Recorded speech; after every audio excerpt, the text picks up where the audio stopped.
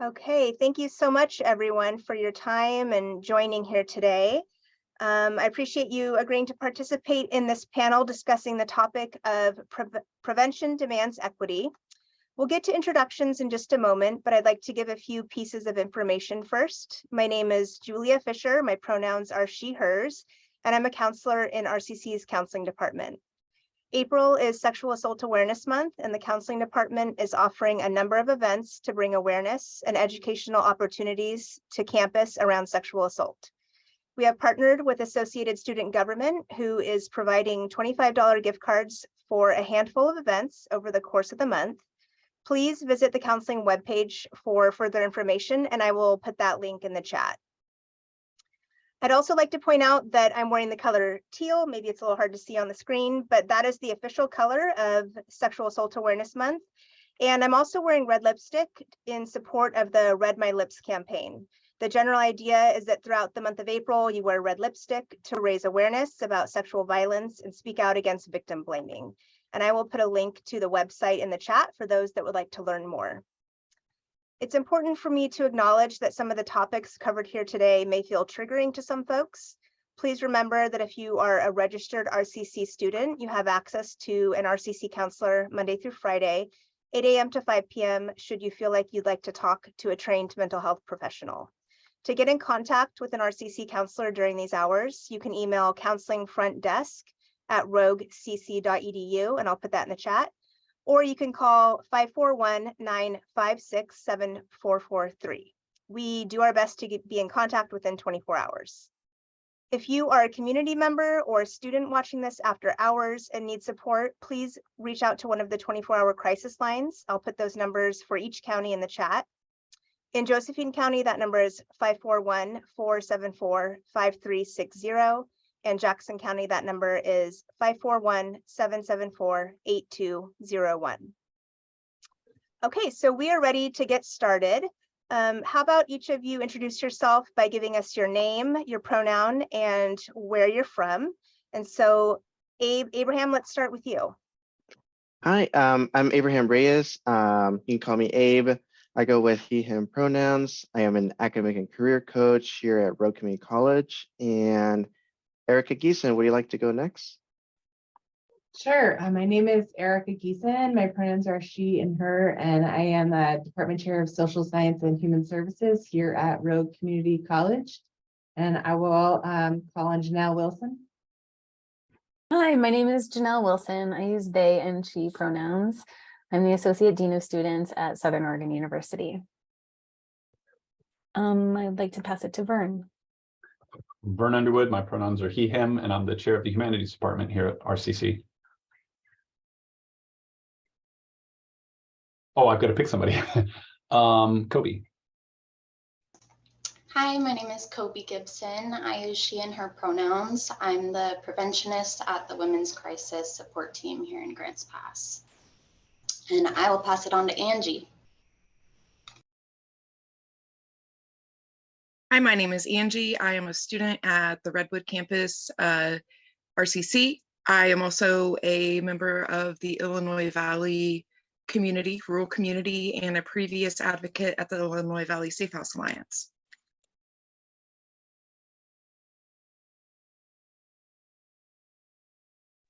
I will call on Cameron and Tacey, please.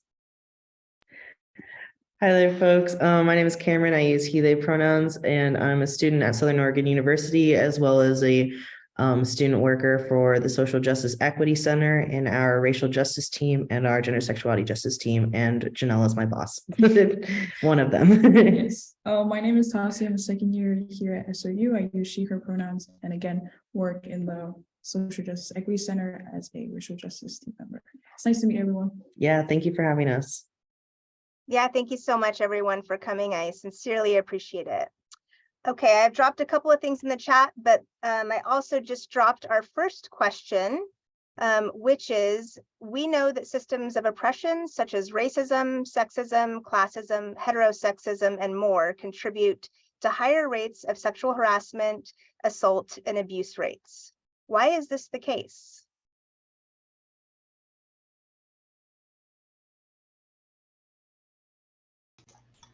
Well, if I may, I think it's really necessary to first understand what oppression is. And that can be defined as the use of power to disempower for privilege. And we know that our society has been largely based on this dynamic forever now. So understanding that is pretty fundamental. And we know that systems of oppression create more systems of oppression, because as soon as that first one exists, the playing field of life is unbalanced, which leaves room for more abuse of power for that privilege. And it's just a continuous cycle from that. So sexual violence is often a product of those inequitable systems.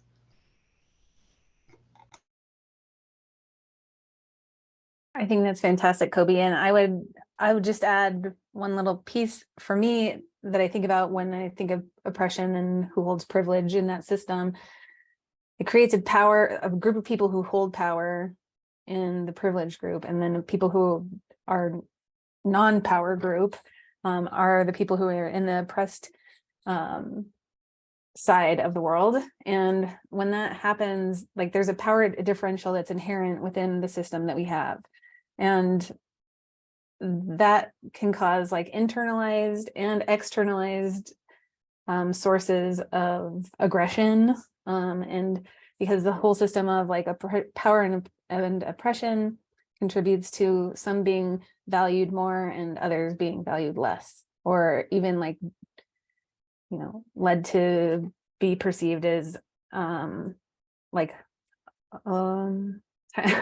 thinking of like less of a person and less of a valued person.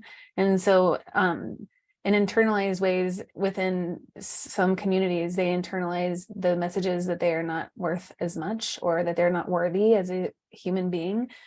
And in other situations, there may be people who hold those beliefs themselves and feel like it's within their prerogative to be able to exert their control and power over the other group, or the other person. So it's systemic. In a nutshell, it's systemic. Go ahead, Angie. Janai and Kobe, I like both of your answers. I think that's right. And I think this is the case and going to continue to be the case until we have education on the other choices that are available to us. There are other choices other than violence that are available. And a lot of us here in Southern Oregon live in poverty, where education is not accessible to many of us. And I think if we started education about cycles of violence in our younger curriculum, that it would help people better understand and fight the oppressive systems that create a lot of the continuing cycles of abuse. Feel free at any point in time, anyone, to just go ahead and jump in. Thank you. Okay, I'll jump in. I was just going to say too that one of the important things is oppression also exists within our justice systems. So I think something that really works against people from minority communities when it comes to justice for those victims of sexual abuse or abuse in any shape or form is the justice that happens for those victims and survivors, and the ways in which they are disproportionately supported by systems that are in place for that support. And so when justice is not made for those victims and for those survivors, then it reinforces that it's okay to be acting that way towards people of minorities and minority groups. So it just continues that further. Yeah, and I just wanted to add kind of like the numbers that we have now, the assault and abuse rates, a lot of it is kind of underreported too, because people don't feel like it's even worth reporting something that happened to them when people won't even take them seriously, or at least people were supposed to serve them. And it's important to note kind of that like discrepancy in the data. Well, if it's high right now, what we're seeing, imagine what it actually looks like. Yeah, and looking at how abuse within like dynamics of like, let's say like queer on queer relationship, that kind of thing, you know, it can look different than that of like a heterosexual relationship, and how can and the ways in which that is not necessarily like educated as well, what to look for, and how that exists within queer spaces as well, just as an example, but I think you can apply that to other spaces. Well, thanks for all of those and great examples. I was thinking too, as you were talking about justice systems of like how on Native nations have their own justice systems, and that doesn't always isn't always respected, or there is not always a good kind of translation to the US federal justice system. And I know that's part of why there are very high rates of sexual assault for Indigenous women, for example. And I'm just thinking too of class, like with the whole Me Too movement, of how that was, you know, for those upper class women actors, that they could get the publicity around it and get Harvey Weinstein, you know, convicted. But thinking of, I've seen some stories of like women who work in fast food restaurants and their rates of sexual harassment and abuse, but because of class, it's much harder for them to get taken seriously. And, you know, they're not getting the publicity in the same ways that that people with more resources are. So those kind of other examples of class and race there for those interlocking systems for sure.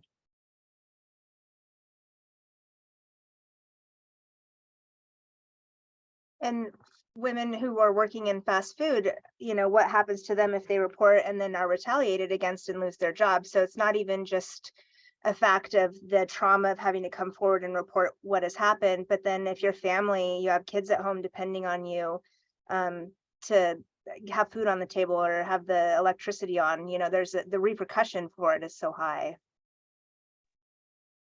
I think also in the recurring cycles of abuse here in Southern Oregon, housing is such a major issue that it leaves a lot of us stuck in these abusive situations where we are vulnerable. And until we face our infrastructure problems like the justice system, housing, it's going to be really hard to make forward movement for a lot of survivors.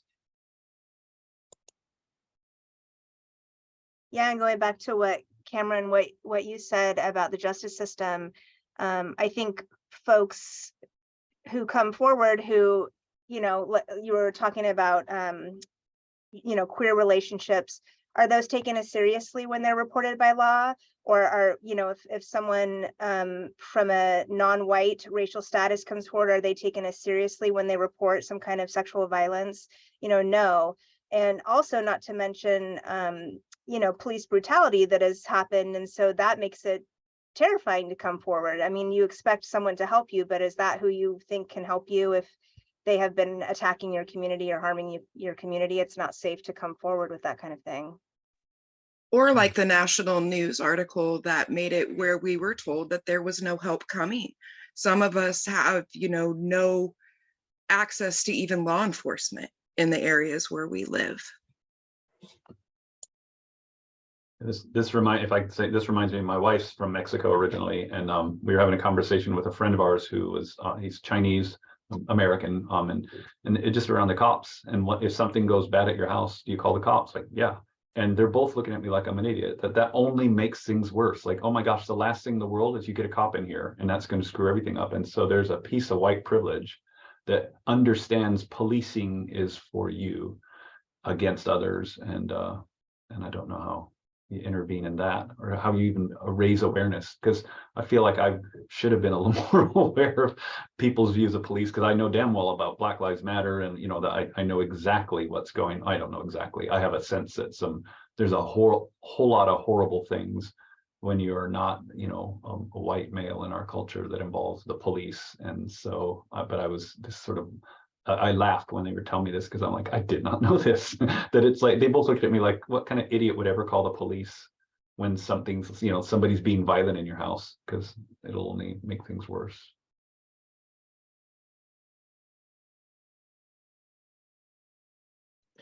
growing up, whenever kids were doing something bad, my Mexican mother would say, "Hey, stop it, or I'll call the police." So it's very ingrained in the culture not to call the police, or especially for any form of sexual harassment or assault, especially with relatives. That could be due through legality issues. It could be through just because a lot of people are afraid of what the police can do. So yeah, it's pretty bad.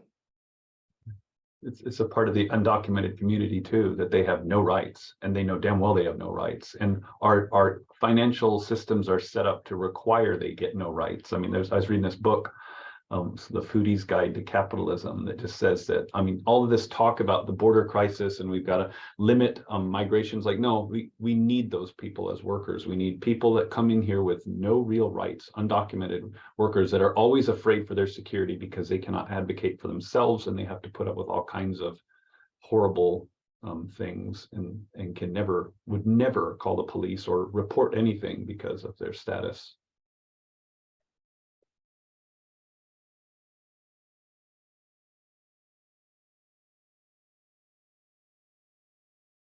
Okay, great. I think we'll move on to our next question.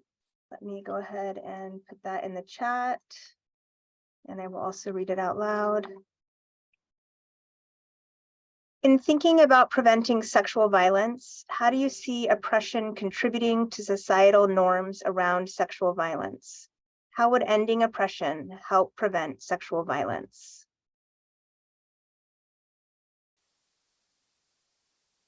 I was just thinking about Vern's point about, exploitation of undocumented workers, and how just the links to sexual violence in general, that it's about, like, as well as exploitation, that's like exploitation of bodies, right? Of seeing bodies as objects, and objects of labor, or objects to perpetuate sexual violence on. And so thinking about just ending oppression in general, like taking that piece of objectifying bodies and how it turns to violence of oppression of, exploitation of labor or sexual violence.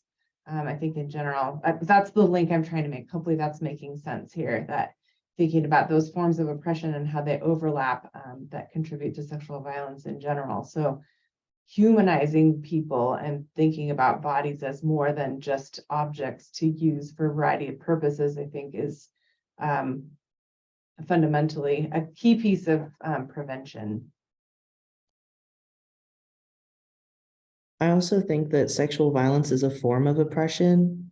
Like a lot of times it's used in order for like power to be like forced over an individual, in whatever setting that would look like. And we see that through like the levels of power and power oppression, and through like acts of sexual violence. And so for me, it's like, well, if there wasn't oppression, then we wouldn't have sexual violence. And that's just like one thing that I was thinking about, because if you're an individual who values your like wants or needs over another individual's safety and what's that word, autonomy over their own body, then that is a form of oppression.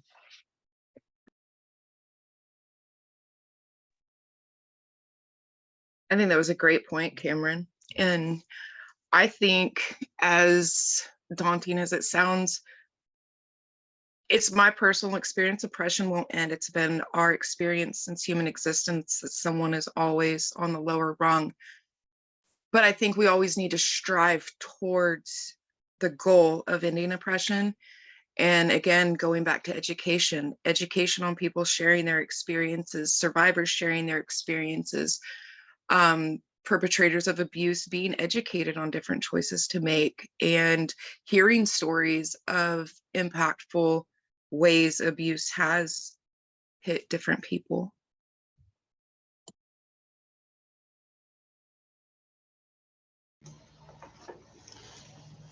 I just wanted to say that I think that specifically the societal norms around sexual violence are only deepened by oppression for giving that permission to continue taking advantage of people that are with or with little privilege, without or with little privilege, I mean. So it's deepening that core belief that it's accepted to use your power against another person. And I think it's important to remember that it's not identity that's causing the risk, it's the setup of those systems that it is causing the risk. And if we did dismantle oppression, that would only dismantle the other unbalanced systems that we have. And as Cameron said, sexual assault is absolutely a system of oppression used. I'm thinking too about the anthropology research on egalitarian societies, which are predominantly indigenous societies where they actually did have gender equality and class equality. Only happens when they're small scale societies, but it happens. And I'm thinking of an anthropologist, Christine Hellewell's research in the Jarai people in Indonesia, and they don't have rape, they don't have sexual assault, they don't think it can happen. And for them, it's tied to having a lack of gender inequality and that kind of overlapping. So I'm like, great, well, I think we should look to those societies where they don't have this problem as a way to see it. And so understanding that exact thing, like, what is your question? How would ending oppression help prevent sexual violence? Yeah, those societies that don't have gender-based oppression don't have sexual violence. So it is inspiring for me to read anthropologists' research of, yeah, this isn't a human universal. It's pretty profound. I think that's very profound because I have never heard of such a society, and that gives me hope. So thank you for sharing that.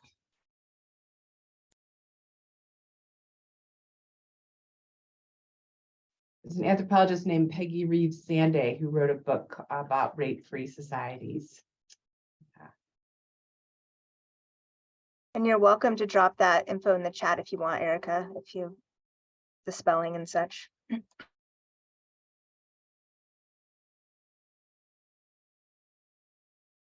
Yeah, I think of this whole war on wokeness. You know, there's some funny thing on some meme. It's like, you know, somebody has a cow about wokeness, ask them to explain, pretend like you don't know what they're talking about, and watch them struggle to explain what it is they think it is. And it isn't it. I mean, at its root, it's an awareness of systems of oppression. And that is this fight against that. No, that doesn't happen. That we're not a racist nation.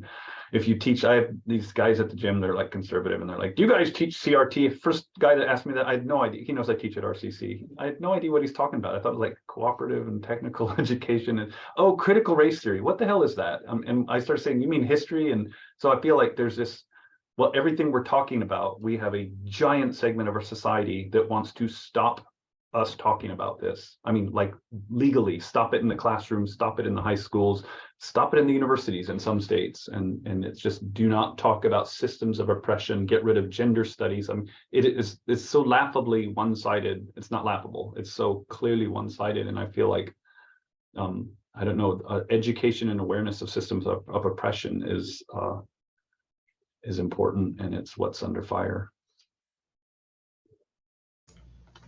There's this really interesting analogy of oppression as an elephant, and 6 blind men come up to the elephant and touch a part of the elephant. One is grabbing the leg of the elephant, one is grabbing the tail, one is grabbing the tusk, and they're all blind, of course. So they're only feeling this body part of the elephant, assuming the tail could be a snake, assuming the tusk could be a knife, assuming the ear could be a blanket or a tarp of some sort. So there's these very narrow tunnel visions and ideas that we have of oppression. And I think that those can clash so often, and especially in our recent culture of talking about wokeness and what that entails, really, there's so much back and forth between that, when really we're all looking at the same animal, the same elephant of oppression. And I think just opening our minds up to the idea that there's so many different forms of that and so many different ways that it can be executed is going to be foundational for ending oppression.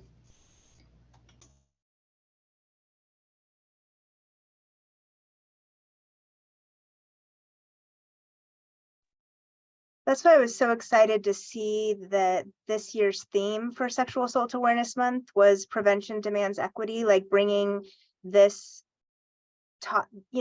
speaking more about how we need that within the space to prevent sexual violence. And that, as I was reading some articles around that, that there's been pushback from folks, within the sexual assault awareness space saying, well, we don't need to talk about equity when it comes to sexual assault. That's not the same, that's not the same thing, or it's not needed, but it's so needed. And it's such a big part of this conversation. And it's a way to continue moving us forward.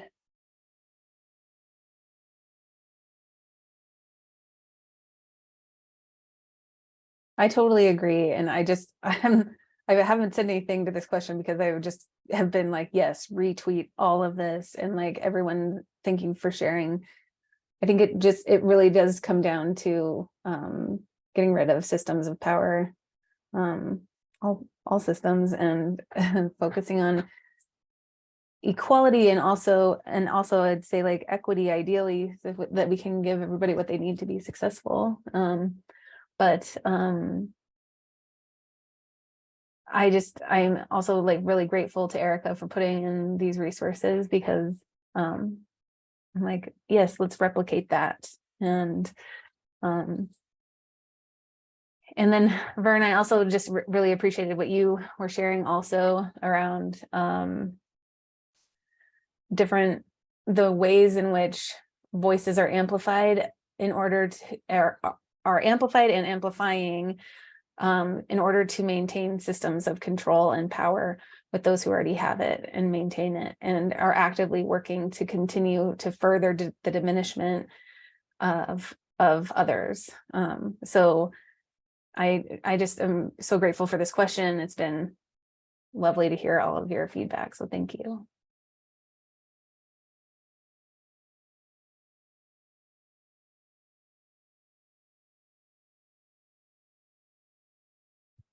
Okay, let's move on to our third question.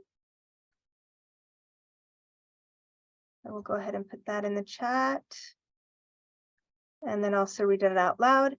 What is the difference between equity and equality, and how can systems and institutions like RCC, but also SOU or anywhere else, work to provide equity for our students?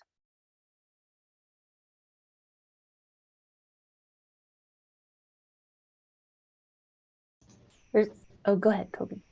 No, you go for it. Okay, so I would say that equality tends to strive for providing everyone with the same amount of resources and opportunities, not considering, necessarily history or what they already have, what they might need. I think that institutions and systems tend to use equality by including diverse groups into what they already have as an existing framework. And that's not representation. So I think the idea of equity would be to providing everyone with the amount of resources and opportunities based off of their experience with oppression as well. And I guess the anti-oppression approach, or to reduce or just include people into what we already have, really reduces the actual experience of oppression in our culture. So to ensure equal access, by also ensuring the fair distribution, while considering how we can reframe our educational and societal frameworks to include more, I guess, culturally inclusive, but as a new idea rather than using kind of recycling what's already there.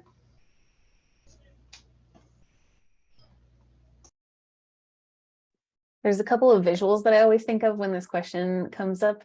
And the first one is around like picturing a big pile of shoes, and they're like all the same size, and they all look the same. There's nothing unique about them. They just are a bunch of shoes. And for some people that totally works for them. Like they're a size 8, regular width, and comfortable, and it fits them. And then there's a whole bunch of other people though that doesn't work for them. Like the shoes in that pile are useless. And so other than like for their friends who get to have multiple pairs of shoes because there's an excessive amount of people or of shoes for that amount of people. So that's one of the images that I always like to think about with looking at equity and equality. And there's another one that I really like too. It's like a very old cartoon, and it's like there's a giant tree in the background, and then in front of the tree there's a line of different kinds of animals, and there's like a monkey, an elephant, a fish in a bowl, a bird, and you get the idea. And then maybe a bear, I think, is there too, I'm not sure. And then sitting in front of them is a person who's sitting at a desk, and it's basically like, okay, so the next task, whoever can climb the tree the fastest is going to win, basically. And so like it's clear that like not everyone is able to climb the tree given their like who they are, just in how they came into the world and how they ended up at the tree in the first place, right? And so in thinking about that, it's like we get to figure out ways to create an equity focused society where we're able to find the shoes that are going to fit all different kinds of people's needs and desires, even. I mean, imagine that. And then also I think it requires us, and I was thinking about this other image, and it kind of goes back to the previous question around what is needed in order to help like interrupt oppression. And it's the other images of like like the people movers at the airport, and they're like the big long things, or you can think of it as an escalator too, but big long like walking paths that help get you to your gate faster. And so we're all on the people mover.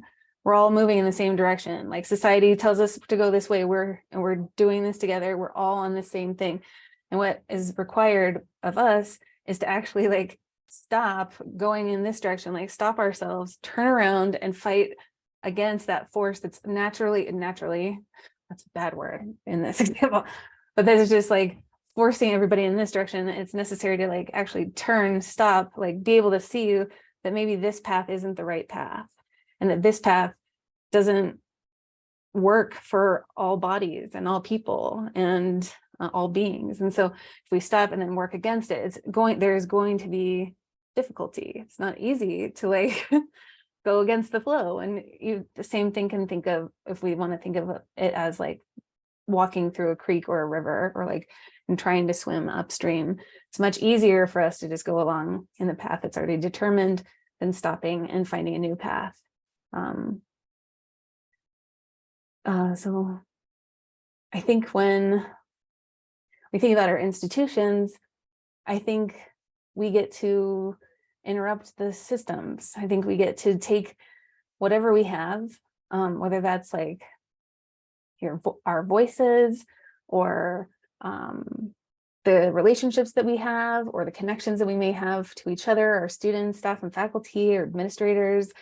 I think we get to come together to like at least like help people understand that like this shoe doesn't fit for me, or this shoe doesn't fit for this group of people over here, that like we're just like ignoring what they need, and how can we readjust the flow so that everyone can receive and be supported in what they deserve in our institutions, from our institutions, and how we get to do that together. Because in my experience, it's like easier to have partners in the work, and so finding other folks who have similar concerns or belief systems is really so helpful. So finding community, or even just like,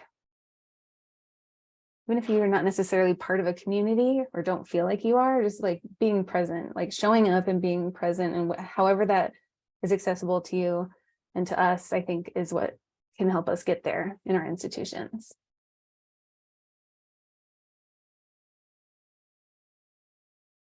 I would say I like this notion of equity and equality. I feel like they should be friends. Like an interest in equality means I want everyone to have the same shot. And then I realize, well, so I give every RCC student $1,000 to help pay tuition. Well, some people don't have any money, and some people have a ton of money. So that doesn't, that might lead me, the interest in equality could lead me to focus on equity, because I really, if I mean the right thing by equality, and I see that that's not good enough, and it feels like in our society now they become friends, enemies, because the whole point of equality is why the Supreme Court's probably going to dismantle affirmative action in university admissions. That's not fair. It's not equal to white people it's like that kind of, so somehow what should, an interest in equality should lead you to understand and advocate for equity, because that's where what you're after is now somehow being turned against each other. And I don't know how you disrupt that to where you say, wait a minute, equality is, when equality becomes the enemy of equity, it's no longer, it's not equality anymore. I think equality can become the enemy only when we give up, only when we think the problem is fixed, when we like I said, add in more diverse groups into an already existing framework. We are basically giving up that idea. The job's done. We don't need to work anymore. We don't need to do any more for that. So like I said, like rewriting those frameworks would be that shift to a positive, equal, and equitable system.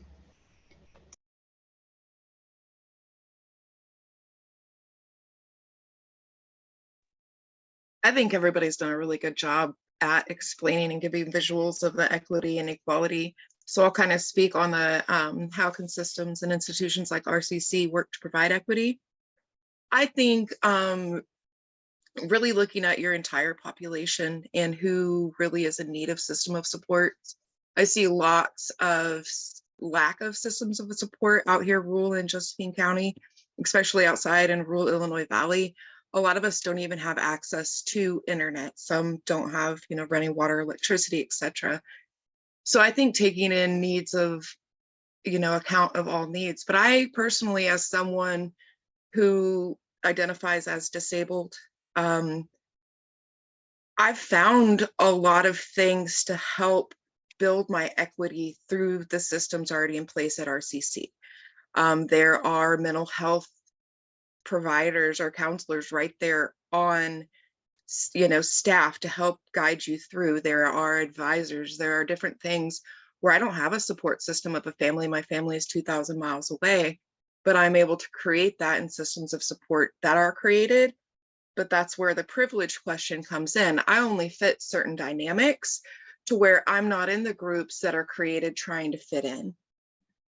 So I do see RCC personally doing a good job. I think just taking into account everyone's experience and having panels like this, having open discussions where people can feel vulnerable to share their experiences is how we continue to create more equity for those who need it.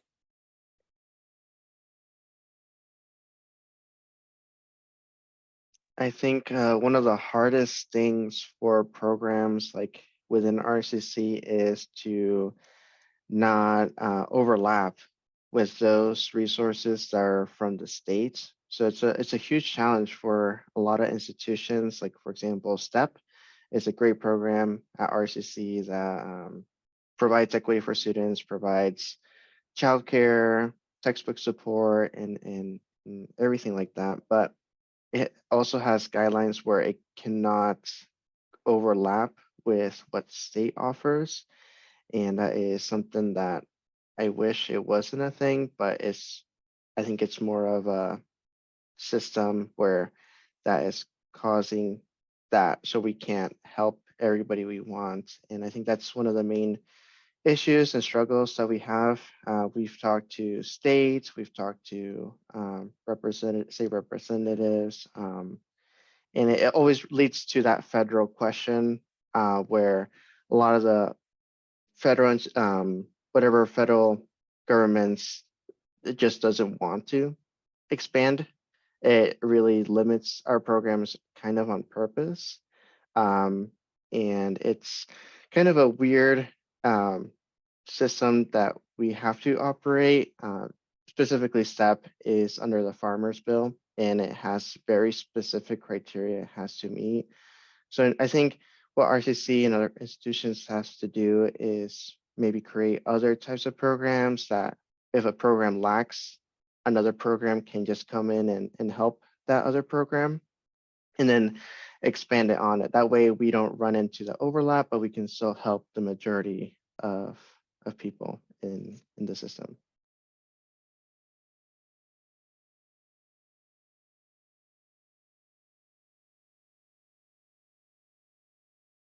Yeah, and it seems like there's this thing that happens of like, well, let's help people, but not too much. Like, we don't want to give them, let's give them a little bit, but not too much. And I know that, for instance, SNAP benefits have been cut, where people might receive some, like a small pay increase at their job, 25 cents an hour, which doesn't really make any difference after taxes are taken out, but then they no longer qualify for SNAP.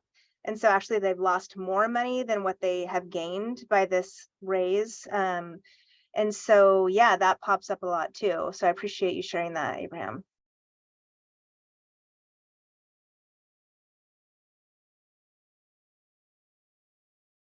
Okay, well, let's move on to our next question.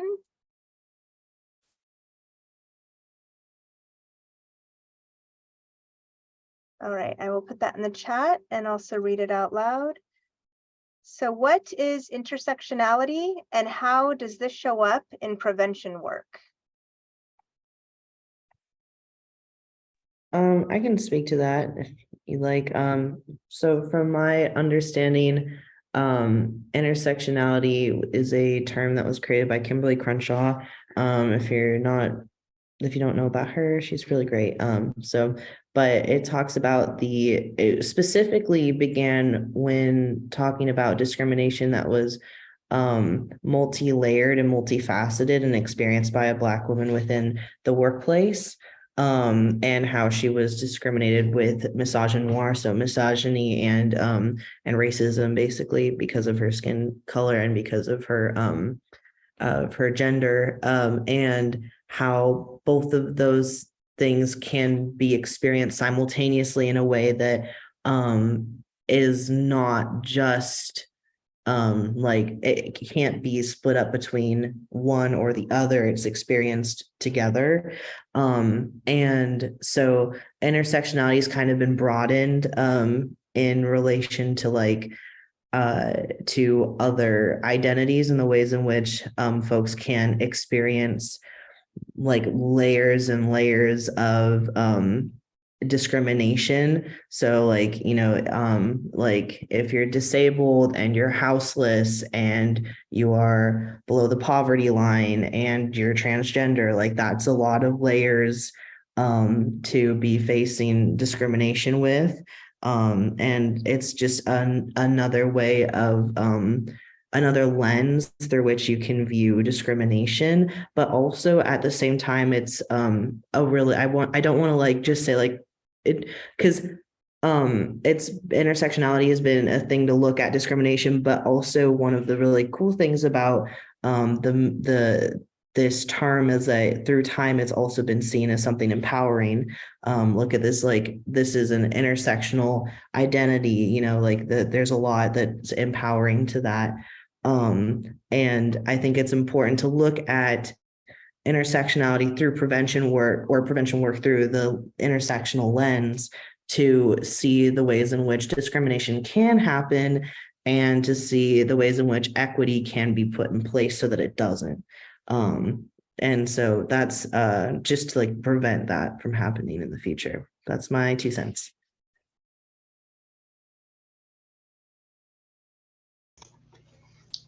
I feel like that was a perfect description of intersectionality. It helped me like really visualize that. I also just was thinking about how the traditional forms of anti-oppression movements like feminism or anti-racism don't necessarily take into consideration those intersections of discrimination and injustice. So there are really not a whole lot of options when something like that does happen, when an injustice is made against someone with multi-levels of the marginalized identities.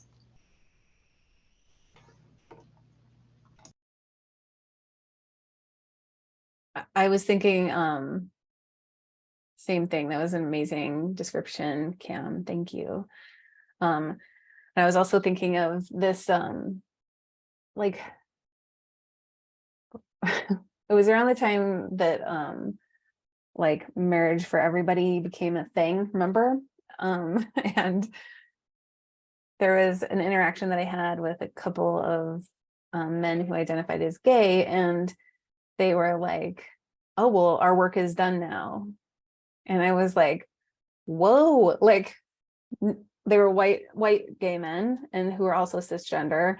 So I was like, what? I was like, my first response was like, I'm confused.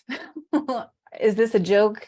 And I was like, oh, it's not a joke. And so that's an example of sometimes like people centering their own identity so much in the work that we forget about all the other things that impact our communities and our loved ones and the people that even we do identify with. In some cases, we can render ourselves like unable to see beyond what we know in our own bodies and our own experiences. And so when I think about ensuring that intersectionality and the concept of like looking beyond an individual's appearance and identities that we might be able to see is really important and like integral to doing good work, so that we're not making assumptions. We're looking beyond what might be visible to us or known to us, and really like sitting with what does this mean for you? Like I have all kinds of ideas when somebody comes into my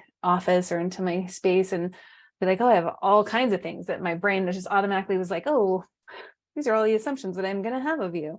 But that's not helpful unless it's not helpful. What's helpful is like getting to know the individual and what are their needs, what are their experiences, what do they want, how can we advocate with this person for what they need in order to be safe, supported, and on a good for them, like whatever their plan is, like, and helping them move forward with that.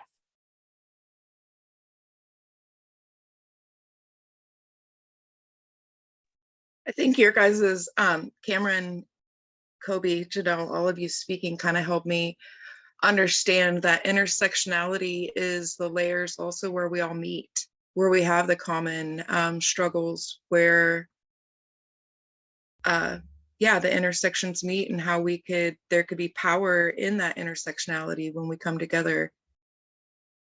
So thank you guys for that.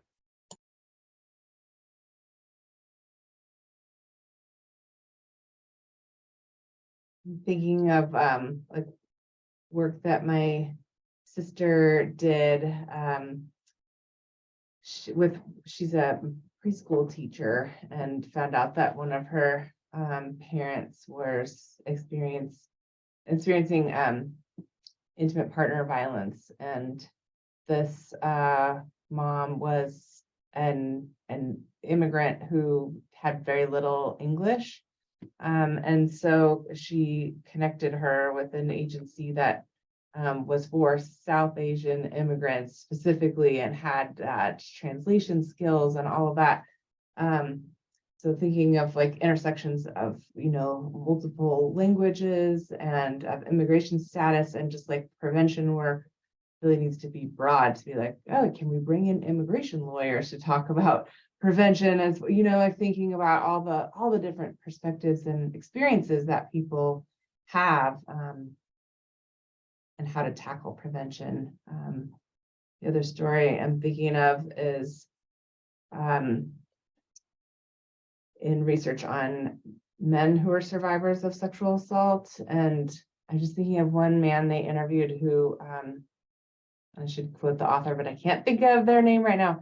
Anyway, the gay man that they interviewed said, like, I just thought that all gay men went through sexual violence, like that was part of our community, right? That this is a norm. So I'm thinking of how that shows up in various spaces that tackle those kinds of norms. So again, thinking broadly about the kinds of communities that we all exist in, and how that intersects with sexual violence, makes it a fun, big, nuanced job to do good prevention work.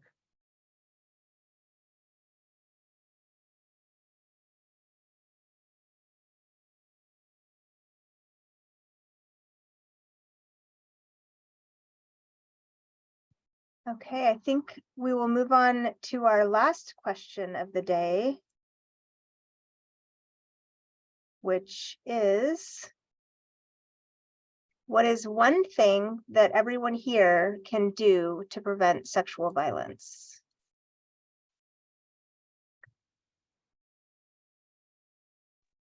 Go ahead, I Anne. start by believing. When someone tells you their story, start by believing. And when we think of Sexual Assault Awareness Month, those of us that have the voice are privileged enough to use our voice and use our bodies. Think of it as Sexual Assault Action Month. Take action to educate, to let people know that there are resources. There are actually a lot of resources for help with sexual and domestic violence in Josephine County. I can't speak on Jackson County because I don't know that. But I think that's share our stories and start by believing is the biggest thing we need to do. I would say, and this is kind of, I hope this is kind of like but I would say leading by example. When we talk about sexual violence, it is oftentimes boiled down to like rape. And sexual violence looks like a lot of different things. It can look like coercion, it can look like groping, it can look like harassment, it could look like catcalling, it could look like a lot of different things. And it's really easy to just say that sexual violence looks like someone forcibly having sex with another person who doesn't consent.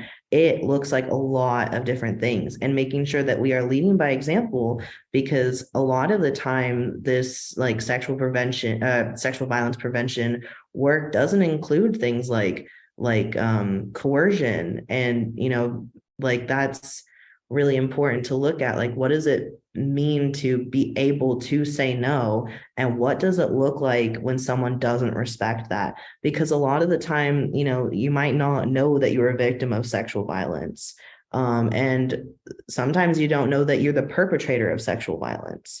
And it's important to have the honest conversations of, okay, well, this is what this looks like, and it doesn't just look like one thing.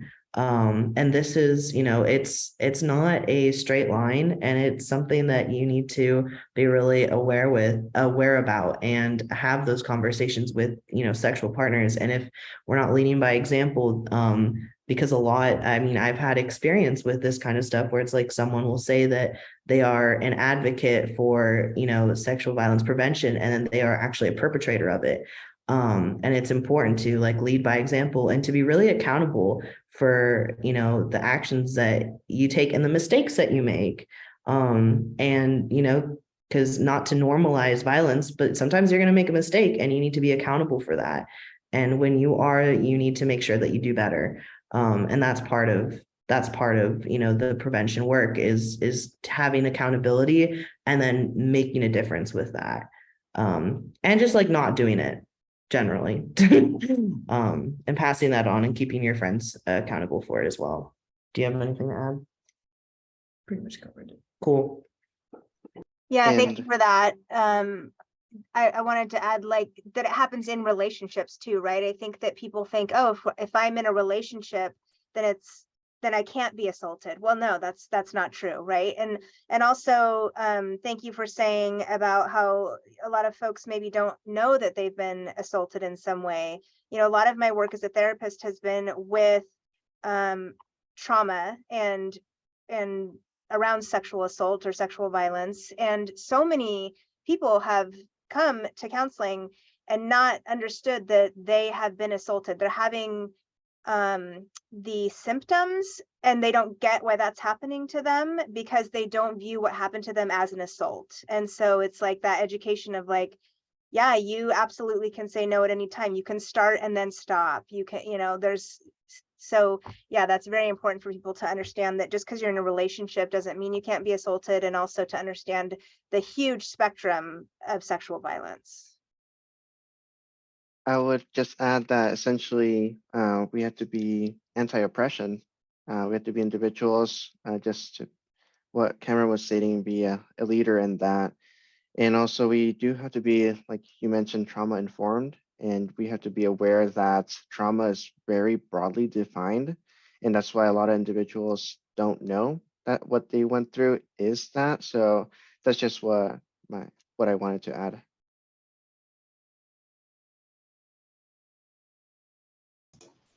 I think another piece of that is going to be understanding our own privilege, and using that privilege to empower others, because privilege can be a really powerful and amazing thing while we're using it to empower those around us. But first, understanding our privilege. I think that there's this really common understanding, especially with white people, that there's almost this defensiveness that happens when they hear the word privilege, or that they hear that they're privileged. And that's not to say that their life is perfect. It's to say that we have less barriers in our way, and that it's one less thing working against you. So first, acknowledging our own privileges, and then being able to empower ourselves to empower everyone around us, as well as all of the wonderful things that you guys have suggested as well. I think also in recognizing our privilege, we can also work to not respond with our privileges at the forefront. So meaning that like, yeah, like if I am having a conversation with someone and they say something, I don't know, that I disagree with, I don't use like my whiteness or my education or the other things that give me privileges over another person. I don't use that as a tool to hurt another person or to negatively impact another human being. And the other thing that I was thinking of is that like at SOU, we have an expectations for our students to not be bystanders. So instead to be upstander, or I mean, sometimes it's referred to as an active bystander, but like, I'm like, those two words seem contradictory to me. So I'll just go with upstander. And that means like us getting to pay attention to what's happening around us, and like feeling like it's okay to ask people if they're all right in that situation, or follow up with them later, or get in front of, like, if there is something that you're actively seeing that just feels not okay, to, if you feel like you're safe and able to do that, to go in between where two people may be in a sketchy situation. If you're not safe to do that, then don't do that. But know your resources. And so knowing your resources, like Angie knows your resources in Josephine County, and that is amazing. And you don't have to know all of the resources ever, but we get to know for ourselves and for others that we're supporting, where are the places that can help, and who are those people that we can connect to, because we don't need to know all the answers. We won't. I don't. I have very little knowledge in the grand scheme of things, don't know much, but I do know how to get in touch with people that can help support me or support the loved ones that I have, or strangers on the street who might be seeking some support. So just familiarizing ourselves with what is one organization that's nearby me that has this mission to support people who experience sexual violence or who are experiencing any number of things. And then, yeah, I think interrupting the flow is just another one of my big favorites, turn around on the people mover, and find another person, just maybe one other person. It could be online, it could be in class, it could be in a meeting space, whatever it is, but start to find allies and accomplices, friends and acquaintances who also believe that similarly to you, so that you won't be alone in doing the work.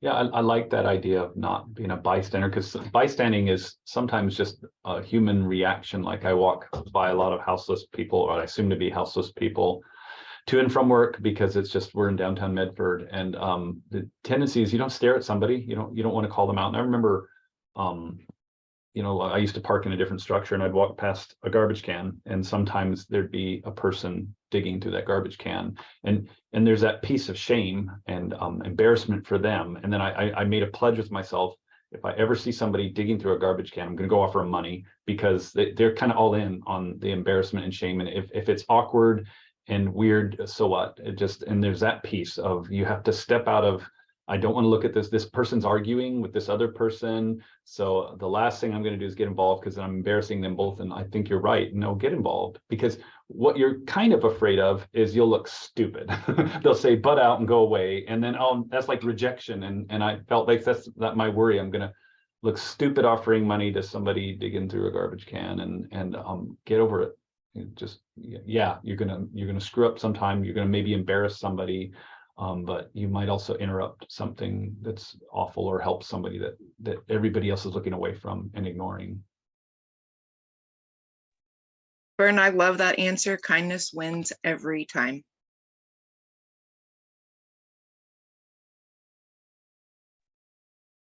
I love the links that you're making with class to this issue as well. I was listening to Sam Sanders, who does my favorite podcast, directed me to this article by an author named Jeet Heer, who wrote about the Club Q massacre and shooting, and connected it to how lynching was talked about in the United States. And both of them are connected through victim blaming.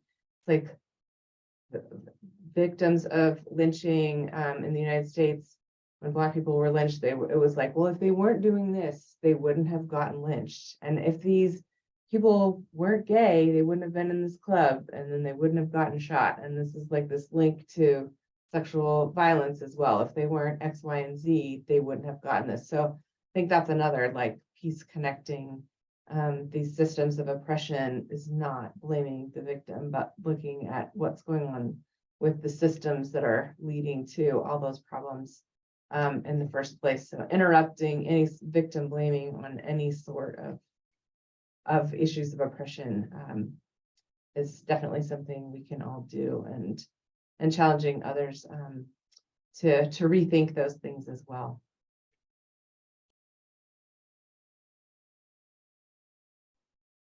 Okay, well, thank you so much, everyone. I appreciate your time and your thoughts and all of your ideas. It was a great conversation, and I appreciate all of you.